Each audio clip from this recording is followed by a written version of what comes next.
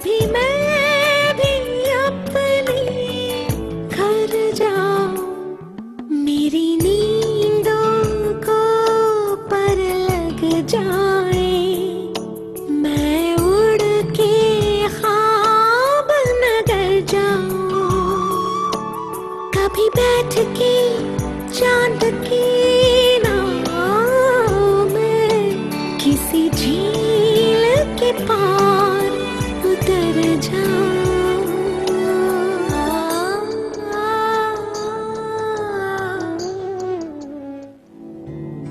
पता है, हम रूमी के लिए भाई का प्रपोजल लेकर जा रहे हैं। वैसे तुम्हारे साथ रूमी ही सजेगी, जैसे तुम नीच और घटिया वैसी ही खुदगर्ज रूमी। ओ सुनो, ये दौलत का अपने पैसे का एहसान किसी और पे जताना मत भूलो। तुम पर मेरे बाप का मेरी माँ का कितना बड़ा एहसान है। तुम तो जिंदगी भर भी वो एहसान नहीं चुका सकती। अच्छा हुआ जो उसने मुल्क से बाहर होते हुए रिश्ता भिजवाया, अगर यहाँ रह के भिजवाता तो मायूसी ही होती बेचारे को। किसका फोन? सारा का। इन लड़कियों के भी अजीब ड्रामे हैं। मुझे लगता है सारा तुम्हें मुझसे छीनना चाहती है। गौरी तुम्हारे पास आ रही है। गौहर मेरे पास? यूं अचानक? शादी करना चाहती थी ना तुम भाई से? कभी शक्ल देखी है तुमने अपनी? हमारी उतरन पहनकर, हमारा दिया खाकर इस घर पर कब्जे के ख्वाब देख रही थी। मेरी नींद पर लग जाए। देखिए ना वहाब, अगर वो इस मौके पर मौजूद नहीं होगी, हर कोई पूछेगा, क्या क्या बातें नहीं बनेंगी। सब यही कहेंगे कि हमने यतीम बच्चे को कोई अहमियत ही नहीं दी और इतनी बड़ी खुशी मना ली उसकी गैर मौजूदगी में। तो क्या करें, लोगों की जुबान तो हम पकड़ नहीं सकते। तो गोरी को मना तो सकते हैं, उसे समझा तो सकते हैं। उसका कुछ दिनों के लिए रुकना बहुत जरूरी है। तुम ये सब कुछ कह चुकी हो ना उससे? हाँ हाँ, एक बार नहीं बार बार कह चुकी हूँ। जब बार बार कहने पर भी वो कुछ सुनने और समझने को तैयार नहीं है तो मुझसे क्या कह रही? जो बात आपकी है वो मेरी नहीं है, आपकी वो जरूर सुन लेगी। गलतफहमी है तुम्हारी, वो किसी की नहीं सुनेगी, वही करेगी जो उसकी अपनी मर्जी होगी। अब दोबारा मुझे इस सिलसिले में मजबूर मत करना।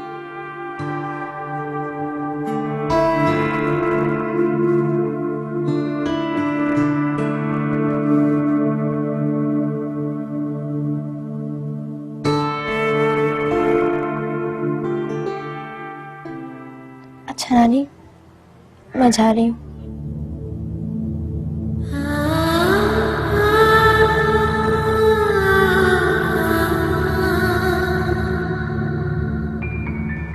मामू गाड़ी में इंतजार कर रहे हैं। जाओ बेटा, अल्लाह के हवाले।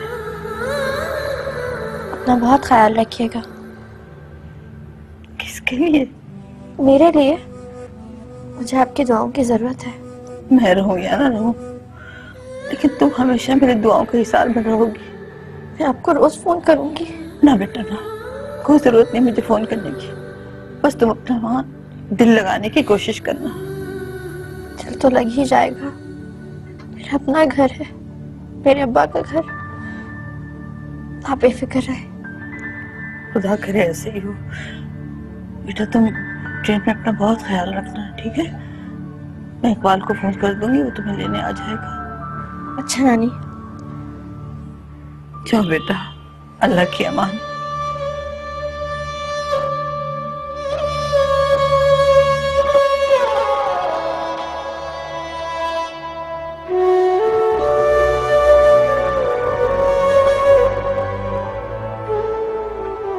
कामरान, खुदा तुझसे पूछे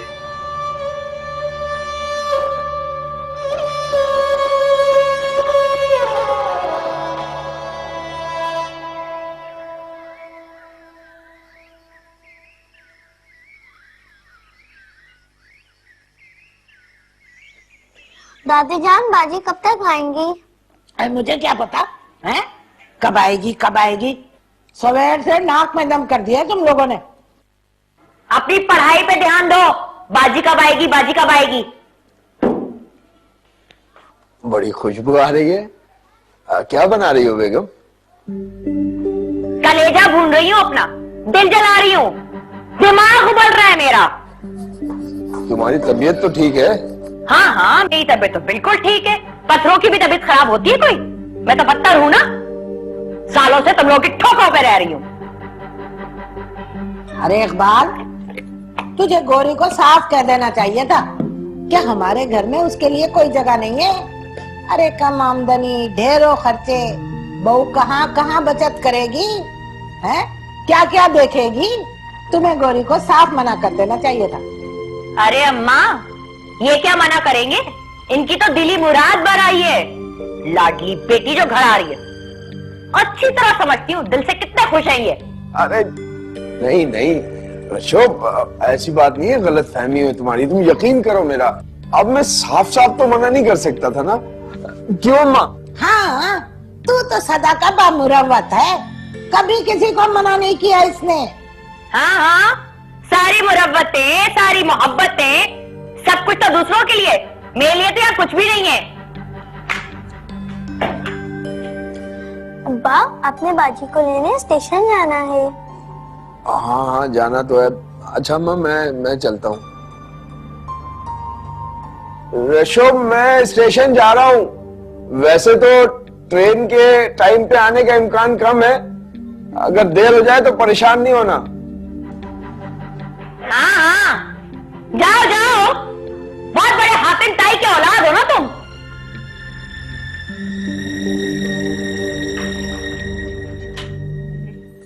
ये चाय अभी तक नहीं बनी। गोरी, गोरी, गोरी भाई, अब चाय ले भी आओ, सर का दर्द बढ़ता जा रहा है। गोरी। जी जी बेगम साहब, चाय अभी तक नहीं आई है, गोरी कहाँ है? भूल गई बेगम साहब, गोरी बीवी तो अपने अब्बा के घर गई है।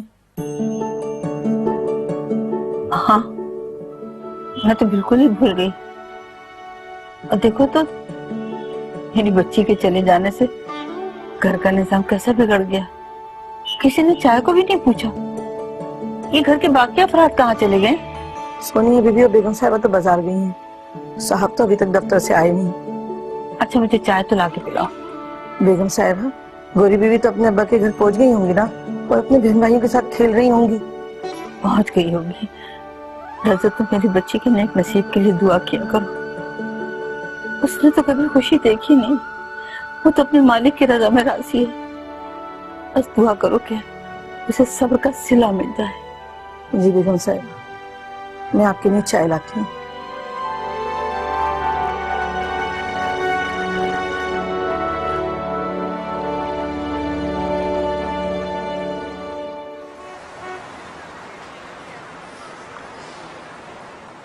पता नहीं ये ट्रेनें क्यों लेट होने लग गई।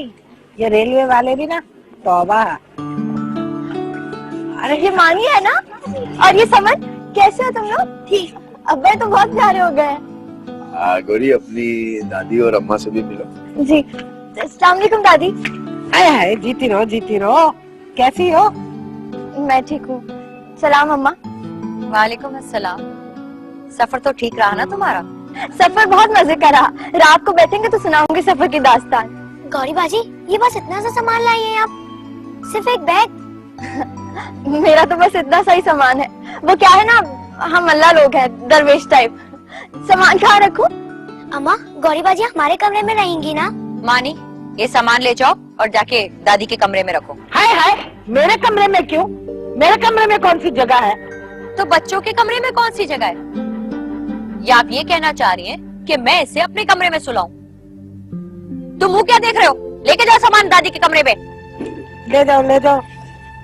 जब पता है साबुत नारी जितना घर है, तो फिर हर किसी के लिए दरवाजा खोलने का मशवरा किस हकीम ने दिया था?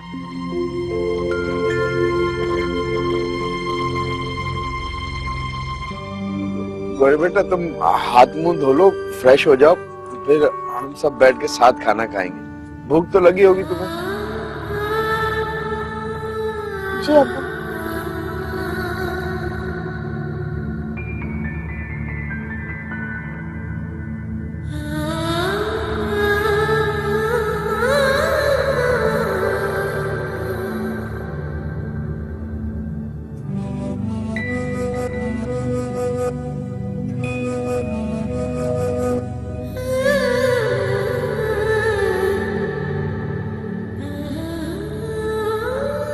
मैं रहूं या ना रहूं, लेकिन तुम हमेशा मेरी दुआओं के हिसाब में रहोगी। मैं आपको कभी नहीं बता सकी कि मैं आपसे कितना प्यार करती हूँ नानी।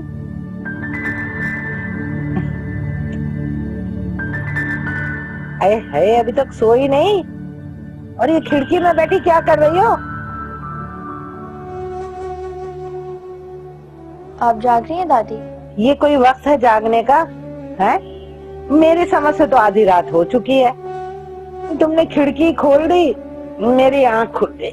अरे नींद खराब कर दी तुमने मेरी। मैं खिड़की बंद कर देती हूँ। अच्छा एक बात तो बता, अच्छी भली तू अपनी नानी के पास रह रही थी, हैं? यूं अचानक यहाँ आने का फैसला कैसे कर लिया? आपको किसने कहा कि मैं अच्छी भली रह रही थी? अगर हम आस पड़ोस से बेगाना होकर मजे से अपने घर में बैठे रहें, इसका मतलब ये थोड़ी होता है कि सब ठीक है, सब कुछ सुकून में है। क्या बोल रही है तू? आप सब लोगों ने मेरी तरफ से आंखें बंद कर ली थी, खुद से फर्ज कर लिया कि मैं वहां पर बहुत खुश हूँ। तो क्या तू वहाँ खुश नहीं थी? हैं? अरे तेरे नाना और मामू ने तो बड़े बड़े दावे किए थे हमसे, बड़ा वादा किया था कि गौहर को हम सीने से लगा के पालेंगे, अपने बच्चों की तरह परवरिश करेंगे। झूठे मक्कार लोग। हाँ, पूछूंगी मैं उन लोगों से। नानी और मामू को किसी से वादे करने की क्या जरूरत है? वो किसी के जवाबदेह नहीं है, उनका पूरा हक है मुझ पर। हाँ तो फिर यहाँ क्यों चली आई? क्योंकि उस घर में नानी और मामू के अलावा और भी लोग हैं। और यूं भी अगर सब कुछ ठीक भी होता तो भी इस घर पे मेरा पूरा हक है। मैं रह सकती हूँ यहाँ पर, ये मेरे बाप का घर है। अरे बिटिया, हक तो जब तक माँ होती है तब तक होता है, जब माँ ही नहीं तो हक काहेगा। और मैं तो कहती हूँ ये हक की बात करना भी नहीं। अब ये घर रास्ता का है, तुम आ जाइयो, आहिस्ता आहिस्ता सब समझ आ जाएगी तुम्हें। हाँ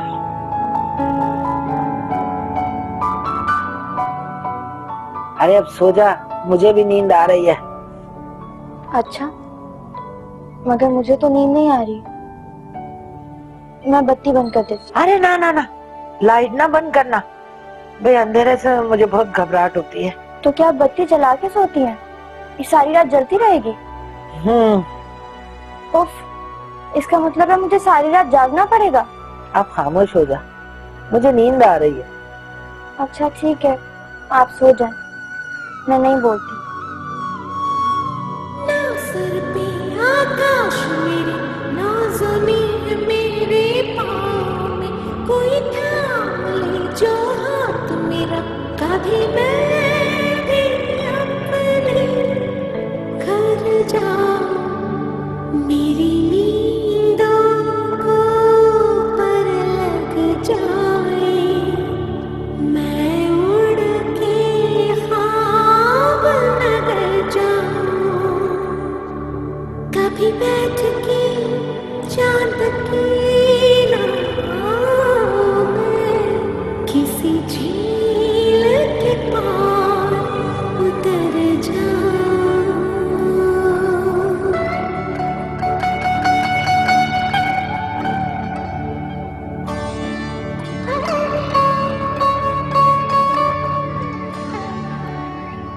गौहर, अरे चाय बना रही हो या पाए गला रही हो?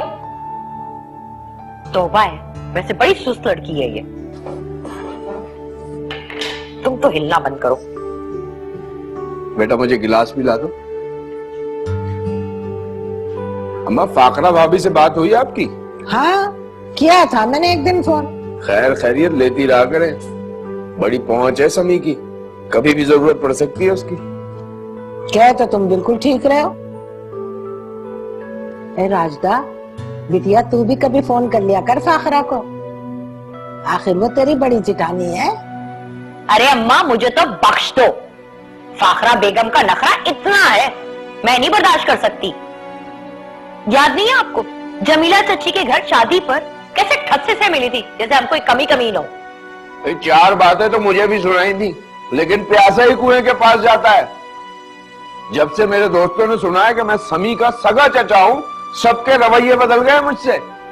बड़ा नाम है भाई समी का। अच्छा, नाम है तो हुआ करे।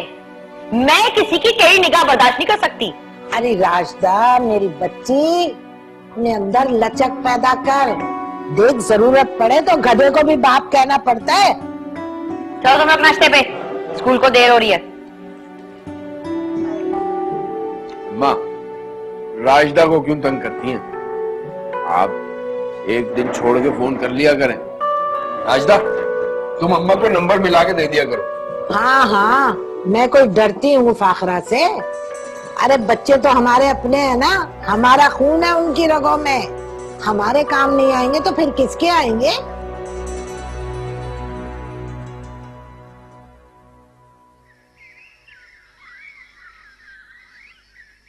आ जाओ आ जाओ आ जाओ।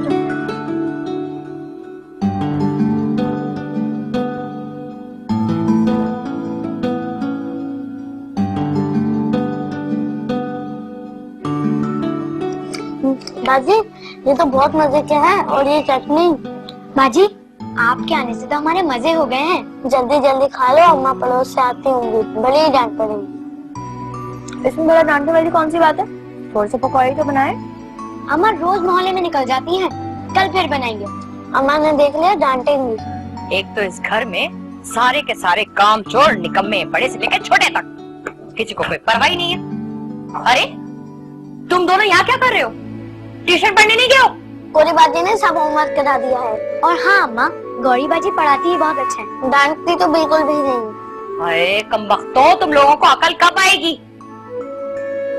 किसी को भी अपना हमदर्द समझ लेते हो, पता नहीं अकल आएगी भी कि नहीं। ये पकौड़ों की खुशबू कहाँ से आ रही है? किसकी हरकत है ये? हाँ, किसने बनाए पकौड़े?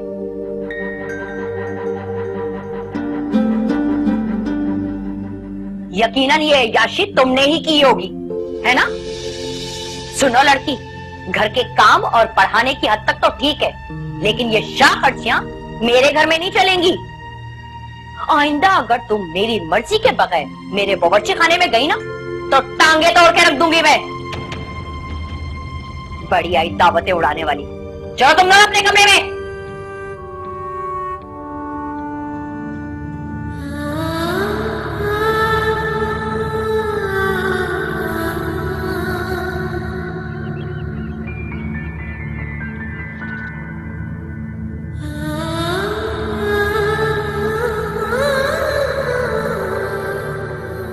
आज कामरान की मंगनी होगी, सब कितने खुश होंगे इस घर में, कितनी रौनक मेला होगा। हर एक मेरी नानी उदास होंगी। मैंने तो उस खबीस पर लानत भेज दी है, मगर नानी ने तो इस दुख को दिल से लगा लिया है। काश मैं वो बेवकूफ़ी ना करती तो आज मेरी नानी दुखी ना होती। सॉरी नानी, मैं आपको कोई खुशी ना दे सकी, बल्कि जाते जाते दुख दे गई। गौहर, क्या सोच रही हो? सालन बन गया? जी बन गया है। और कुछ भी बना दो? चावल तो मैंने बना लिए। तुम ऐसा करो कि 4-6 रोटियां डाल देना, ठीक है?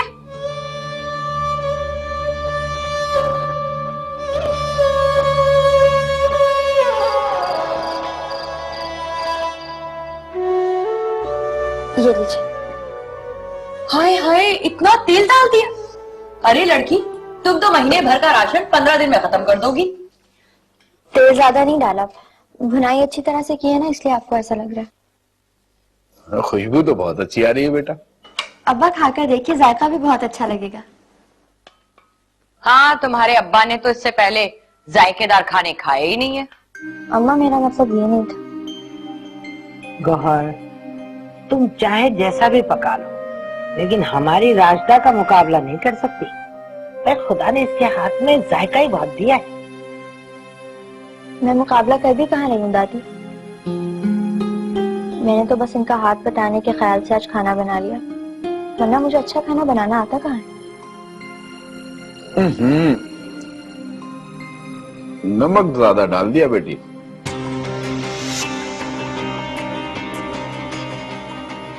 पर मुझसे भी नहीं खाया जा रहा है। खाना बनाना हो तो नमक मिर्च मसाले मुझसे पूछ के डालना। जी ठीक है। दादी आपको नमक ज्यादा लग रहा है तो ये रायता ले लेना। अरे नहीं भाई, मेरा तो पहले ही गला खराब है, दही नहीं खा सकती मैं। अच्छा अम्मा, भाभी फाकरा से बात हुई? अरे हाँ, भूल गई थी, कल जरूर बात कर लूंगी।